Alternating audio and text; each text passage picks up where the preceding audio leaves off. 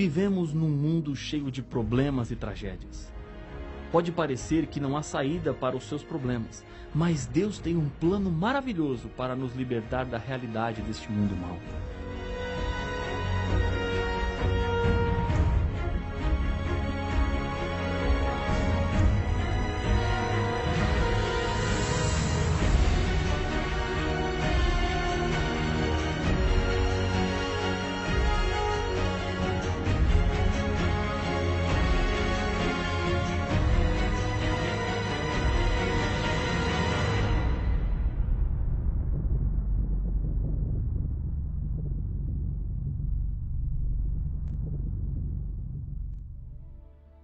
Deus sempre cuida dos seus filhos. O povo de Deus passou mais de 400 anos vivendo no Egito. Lá, eles se tornaram escravos e trabalhavam o tempo todo, sem descanso. Eles ficaram com medo de avançar, porque acharam que os recursos humanos e militares que tinham eram poucos para vencer os inimigos. Esqueceram que a maior força que eles tinham vinha de Deus. Por isso, a viagem demorou 40 anos. Existe aqui uma importante lição espiritual. Quando Deus lhe pede para fazer alguma coisa, não tenha medo. Ele providencia os meios. Muitas verdades estão sendo estudadas aqui e talvez você esteja se sentindo como o povo de Deus, com medo e inseguro sobre como você vai fazer para viver de acordo com o que Deus quer. Isso acontece porque você está apenas olhando para o que você tem em suas mãos. E isso sempre será pouco. Mas quando você coloca nas mãos de Deus, descobre que os seus problemas ficam pequenos e Deus sempre tem uma solução. Nesses 40 anos que o povo de Deus andou pelo deserto como consequência da dúvida, Deus lhes pediu para construírem um santuário no deserto. Desde o primeiro pecado, o sacrifício de animais simbolizava o sacrifício de Jesus Cristo. Os patriarcas construíram altares e o santuário foi a organização de um sistema para que as pessoas tivessem uma ilustração das verdades eternas e espirituais que envolviam o reino de Deus e o plano da salvação. Dentro do santuário aconteceriam sacrifícios que deveriam ser presenciados por todo o povo e mostraria assim claramente a desgraça e o mal que o pecado ocasiona. Da mesma maneira, os rituais do santuário apresentariam o preço do resgate do pecador, pago pelo Salvador. O santuário aponta para a realidade do pecado, a graça de Deus, os aspectos do julgamento em que cada ser humano está envolvido e o fim do pecado através da destruição e restauração deste mundo. O santuário construído no deserto por Moisés foi depois substituído pelo Templo de Salomão, depois pelo Templo de Zorobabel e por fim o Templo de Herodes. No ano 70, uma profecia de Jesus com relação ao templo se cumpriu. Em conversa com seus discípulos, em redor do templo, Jesus lhes disse: Tendo Jesus saído do templo, ia se retirando, quando se aproximaram dele e os seus discípulos para lhe mostrar as construções do templo. Ele, porém, lhes disse: Não vedes tudo isso? Em verdade vos digo que não ficará aqui pedra sobre pedra que não seja derribada. Mateus capítulo 24, versos 1 e 2. Na época do general Tito Vespasiano, o templo foi destruído e até hoje não mais reconstruído. O Apocalipse nos apresenta o templo celestial, do qual o templo que estava construído sobre a terra era apenas uma figura, uma ilustração de algo muito maior. Entender melhor o funcionamento do santuário e todos os cerimoniais nos dá uma compreensão mais profunda do plano da salvação e do fim do mal. João nos apresenta em uma visão o santuário celestial. Abriu-se, então, o santuário de Deus, que se acha no céu, e foi vista a arca da aliança no seu santuário, e sobrevieram relâmpagos, vozes, trovões, terremotos e grande saraivada. Apocalipse capítulo 11, verso 19. João descreve alguns móveis que ele viu dentro do santuário. No texto que lemos, João vê a arca. Em outros textos, João nos diz que viu o altar e também o incensário. O santuário da terra era coordenado pelos sacerdotes, que eram da tribo de Levi. No santuário celestial também existe o sacerdote. Paulo nos apresenta quem é. Ora, O essencial das coisas que temos dito é que possuímos tal sumo sacerdote, que se assentou à destra do trono da majestade nos céus, como ministro do santuário e do verdadeiro tabernáculo que o Senhor erigiu, não o homem. Hebreus capítulo 8, versos 1 e 2. Os sacerdotes que atuaram no templo do Antigo Testamento eram uma sombra ou uma ilustração do sacerdócio de Jesus Cristo no santuário celestial. No Novo Testamento, há uma mudança no acesso a Deus. Agora, não mais através do sangue de animais por meio de sacerdotes, mas temos acesso direto ao Pai por causa da morte de Jesus Cristo em nosso lugar. Cada pessoa que crê é constituída como sacerdote. O sumo sacerdote era o líder dos sacerdotes. No Novo Testamento, quem ocupa essa posição é Jesus. Ele é o único sumo sacerdote que temos. O santuário da terra tinha uma relação muito próxima com o celestial. Quando Deus mandou construir o santuário, disse a Moisés: "E me farão um santuário, para que eu possa habitar no meio deles, segundo tudo o que eu te mostrar, para modelo do tabernáculo e para modelo de todos os seus móveis, assim mesmo fareis." Êxodo 25, versos 8 e 9. O santuário tinha um pátio, onde ficava o altar de sacrifícios. Ali acontecia a morte dos animais que subiam como um cheiro suave ao Senhor, simbolizando Jesus Cristo, como apresenta Paulo em Efésios capítulo 5, verso 2. "E andai em amor, como também Cristo nos amou e se entregou a si mesmo por nós, como oferta e sacrifício a Deus em aroma suave." No pátio também estava a bacia, que era para lavar. A água que estava dentro da bacia representa o Espírito Santo, a palavra de Deus, e também o batismo. Isso é o que a própria Bíblia nos diz em João capítulo 7, versos 37 e 39. João capítulo 13, verso 10 e capítulo 3, verso 5. No pátio estava a tenda, que era o santuário propriamente dito. Dentro da tenda existiam 2 compartimentos.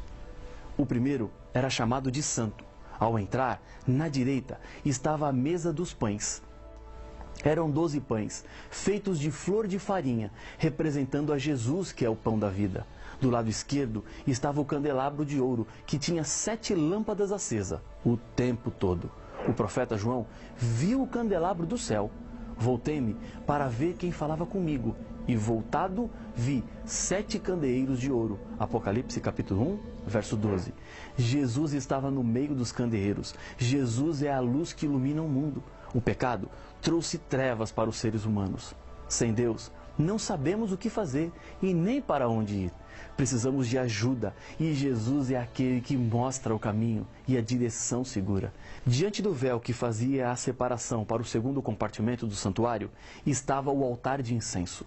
João viu no Apocalipse um altar de ouro diante do trono de Deus no céu e diz que muito incenso subia com as orações dos santos. O incenso são as orações dos santos que chegam até o Senhor. Nessa ilustração, Deus está dizendo que não existe nenhuma oração que Ele não ouça. Deus sabe do que precisamos. Ele conhece as nossas lutas e as nossas dores. Ele sabe o motivo do nosso choro e sempre estende a mão, pronta para nos ajudar. O segundo compartimento do santuário era chamado de Santíssimo. Era o lugar mais sagrado do templo. Ali estava a arca que João viu. Sobre a tampa da arca era visível a presença de Deus, o que chamamos de Shekinah. Nos compartimentos, o acesso era limitado. No lugar santíssimo, o sumo sacerdote só entrava uma vez por ano, chamado pelos judeus de Yom Kippur, que significa literalmente dia do juízo. Já no pátio, entravam todos os pecadores arrependidos. Alguns serviços aconteciam diariamente no santuário. Acompanhe a leitura de Números capítulo 28, versos 3 e 4. Dir-lhes-ás: esta é a oferta queimada que ofereceis ao Senhor, dia após dia. 2 cordeiros de 1 ano, sem defeito, em contínuo holocausto. Um cordeiro oferecerás pela manhã, e o outro ao crepúsculo da tarde. 2 vezes por dia acontecia o sacrifício contínuo, devido aos pecados que são cometidos sem que a pessoa saiba que cometeu, o que a Bíblia chama de pecado por ignorância. Outro ritual dentro do santuário era o da expiação. Acontecia apenas uma vez por ano, quando o santuário, que durante o ano todo recebeu o pecado de todos os pecadores arrependidos, agora era purificado. Cada serviço é uma revelação em símbolo do grande amor de Deus. Paulo, em Efésios, nos fala sobre o tamanho do amor de Deus. Acompanhe a leitura. A fim de poder compreender com todos os santos qual é a largura e o comprimento e a altura e a profundidade, e conhecer o amor de Cristo, que excede todo entendimento, para que sejais tomado de toda a plenitude de Deus. Efésios capítulo 3, versos 18 e 19. Na verdade, achamos que conhecemos o amor de Deus, quando na verdade o conhecimento que temos é muito pequeno. Colombo descobriu a América, mas ele não sabia muito sobre o continente que ele descobriu. Morreu sem conhecer os grandes lagos, rios, bosques e vales. Assim também nós descobrimos o amor de Deus que nos alcança para resgatar, mas saiba que esse amor tem altura, largura e profundidade que não conhecemos. Esse amor é como um imenso oceano e é necessário imergir nele para que conheçamos um pouco mais do que ele representa, sem conhecer tudo o que havia descoberto. O santuário apresenta 6 passos fundamentais para a salvação que aparecem nitidamente em cada símbolo representado. Primeiro, na porta do pátio é reconhecida a necessidade de salvação do ser humano. Segundo, no altar dos holocaustos é colocada sobre o pecador a justiça de Cristo que o torna justo, sem que ele seja necessariamente justo. Terceiro, na bacia ou no lavatório, a purificação da vida é creditada ao pecador por causa da pureza de Cristo, o que desperta em cada pessoa a santificação, que significa crescer em Jesus cada dia mais, tornando-me hoje melhor do que fui ontem. Quarto, no altar de incenso, Jesus está sempre em intercessão por nós. Quinto, no candelabro de ouro, o Espírito Santo está hoje atuando em prol da igreja, trazendo a luz que vem de Jesus e da sua palavra. Sexto, na Arca da Aliança, dentro dela, encontram-se harmoniosamente a justiça e a misericórdia de Cristo. Todos os sacrifícios do Antigo Testamento apontam para Jesus. Em Hebreus capítulo 9, versos 9, 13 e 14, encontramos o seguinte: isto é uma parábola para a época presente. E segundo esta, se oferecem tantos dons como sacrifícios, embora estes, no tocante à consciência, sejam ineficazes para aperfeiçoar aquele que presta culto. Portanto, se o sangue de bodes e de touros e a cinza de uma novilha, aspergidos sobre os contaminados, os santificam, quanto à purificação da carne, muito mais o sangue de Cristo, que pelo Espírito Eterno a si mesmo se ofereceu sem mácula a Deus, purificará a nossa consciência de obras mortas, para servirmos ao Deus vivo. O grande pintor francês Jean-Léonel Gérôme fez um quadro da crucifixão de Jesus, que é uma verdadeira obra-prima. Nela não aparece a cruz de Cristo, mas sua sombra projetada no chão. Ao fundo, aparecem os soldados romanos e a multidão retornando para Jerusalém. Mas a sombra da cruz faz do quadro magnífico.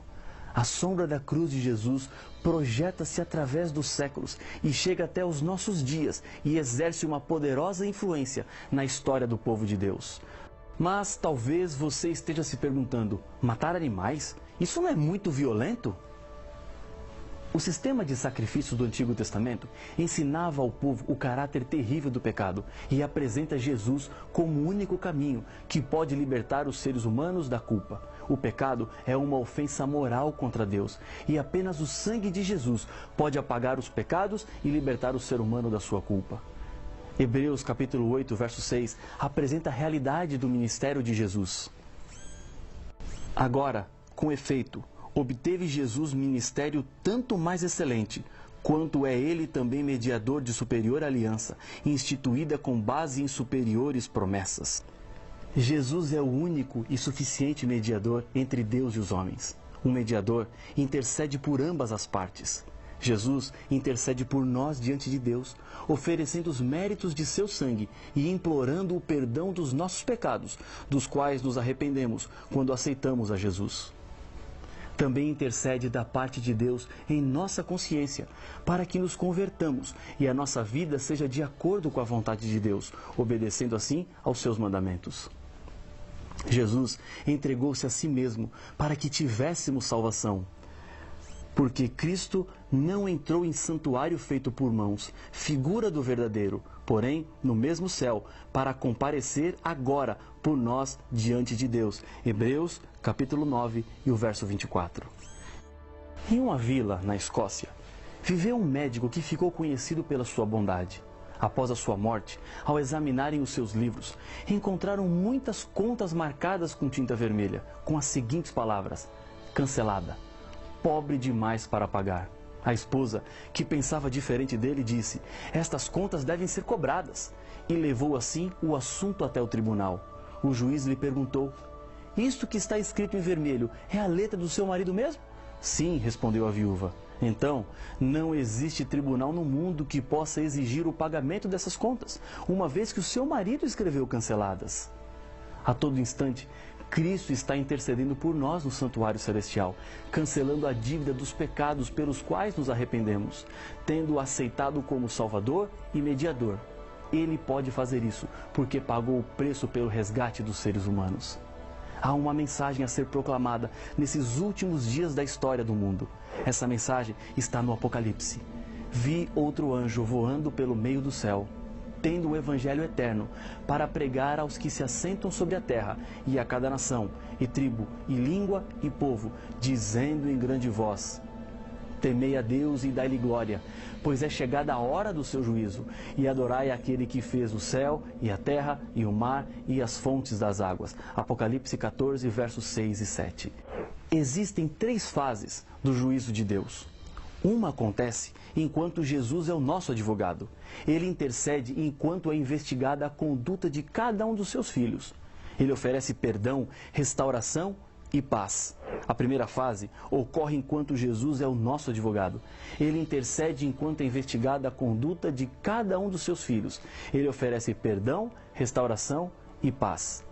A segunda fase acontece quando a porta da salvação se fechar e o Senhor virá para levar ao céu o seu povo fiel. E no céu acontecerá a análise do julgamento de Deus, um tempo de comprovação para os santos de que Deus foi justo. A terceira acontece com a destruição final dos ímpios. Esse é o fim de todo o mal e do pecado. Nunca mais haverá morte, nunca mais haverá divórcio. Deus não quer que você seja considerado culpado e nem condenado. Ele quer te ver salvo. Mas para isso acontecer, uma decisão precisa ser tomada. Não deixe para amanhã, pois o amanhã não existe. Já ouvi algumas vezes pessoas dizerem assim: não me entreguei a Jesus ainda, porque não chegou a minha hora. Deixa eu lhe dizer uma coisa. Deus não chama ninguém com hora e dia marcados. Ele chama a todos agora. Não é preciso esperar nada. Basta apenas você aceitar viver de acordo com a vontade dele. Outros dizem assim: existe tempo para tudo e o dia da minha entrega ainda não chegou. É verdade que a Bíblia fala de tempo para tudo, mas quando o assunto é a salvação, o tempo certo é agora. Preste bem atenção no convite que eu vou lhe fazer. Você quer receber de Deus a salvação? Está disposto a viver de acordo com a vontade de Deus? Se esse é o seu desejo, se essa é a sua vontade, ore comigo. Senhor, obrigado por teu amor profundo, que foi até as últimas consequências para nos salvar. Aceita o nosso coração, a nossa entrega e a nossa decisão, em nome de Jesus. Amém.